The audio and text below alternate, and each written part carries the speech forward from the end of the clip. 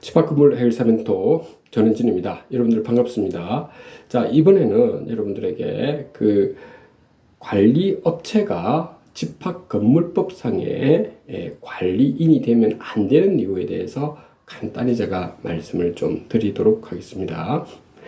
자, 집합건물법상의 관리인은 건물에 있어서의 그 대표 역할을 하는 거죠. 물론 관리위원회가 대표 역할을 할 수도 있습니다. 규약에 그렇게 만들면 되는 겁니다, 여러분들이. 자, 그런데 왜 관리업체가 또는 위탁관리업체가 관리인으로 집합건물을 하면 안 되는 이유를 말씀드리겠습니다. 여러분들, 첫 번째는 있죠. 여러분들, 우리가 관리업체를 여러분들이 선정을 할 때 어떻게 합니까? 그 입찰 공고를 내게 되지 않습니까? 입찰 공고를 내어서 현장 발표를 해서 누가 선정을 하죠? 선정을 하는 부분은 그렇죠. 관리위원회에서 그 선정을 하게 되는 겁니다. 그래서 관리위원회에서 선정한 것을 이제 관리인에게 이제 집행을 하도록 하는 겁니다. 그러면 관리인은 바로 그 선정된 관리업체와 위수탁 계약을 하지 않습니까? 위탁 수탁 계약을 하거든요.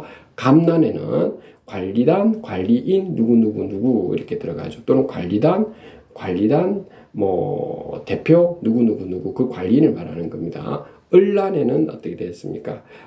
땡땡땡 위탁 관리업체 주식회사 땡땡땡땡 이렇게 해서 들어가죠. 이렇게 감난과 을란에서, 감난에는 우리 관리단에서 관리위원회 의결을 거친 집행하는 관리인이 있는 거고, 그리고 이제 관리업체는 을란에 있는 거지 않습니까? 그런데 감난에도 갑의 그 위수탁 계약의 감난에서도 관리업체가 관리인이 되고, 을란에서도 관리업체가 되면 이게 자기 계약이 되는 거죠. 이거 민법에서는 그걸 철저히 금지하고 있는 거거든요. 그래서 관리인이 관리업체가 되면 안 된다는 첫 번째 이유가 되는 겁니다. 두 번째는 뭐냐면, 관리업체가 관리인이 된 순간부터 이제 어떤 문제가 발생하느냐면, 이 건물 보존 관리가 엉망이 되고 제대로 안 되었을 때 우리가 관리업체를 바꿔야 될 때가 있을 거 아닙니까? 또는 각종 있죠, 여러분들.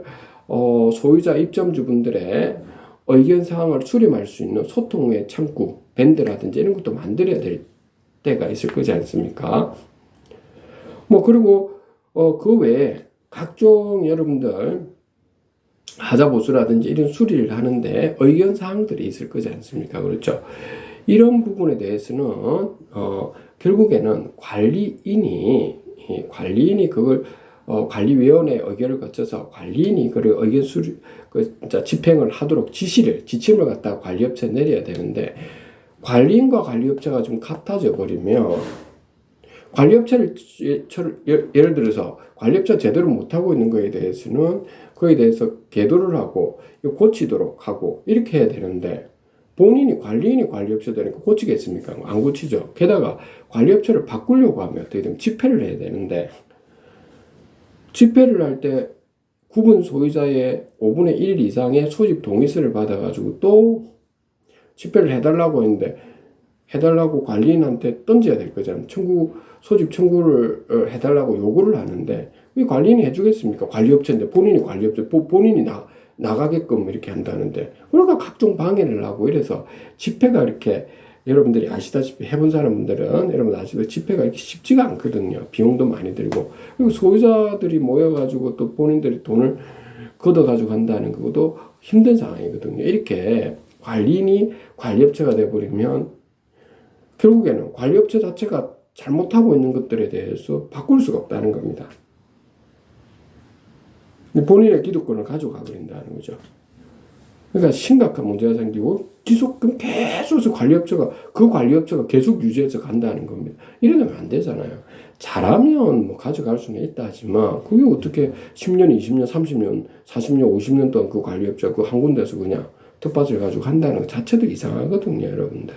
그래서 그런 점을 본다면, 우리가 그 관리업체가 관리인이 되면 절대 안 된다는 겁니다. 이거 제가 예전부터 누누이 제가 유튜브에 강조를 드렸는데도 아직까지도 관리인이 관리업체가 되는 경우 사례들이 또 많고, 아니면은 관리업체에 있는 이게 이해관계에 있는 끈앞풀들, 친척들이나 그 관련된 사람들이 구분 소유자로 들어가 가지고 그 사람들이 딴딴히 서로 연결고리를 만들어 가지고 그 관리업체를 기속적으로 가져가게 한다.